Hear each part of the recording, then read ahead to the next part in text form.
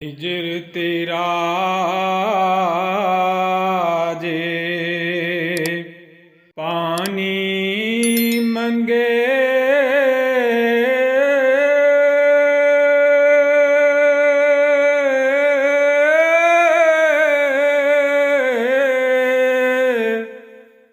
ते मैं खून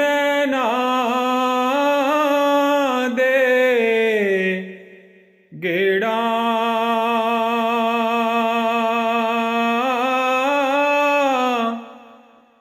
आ माही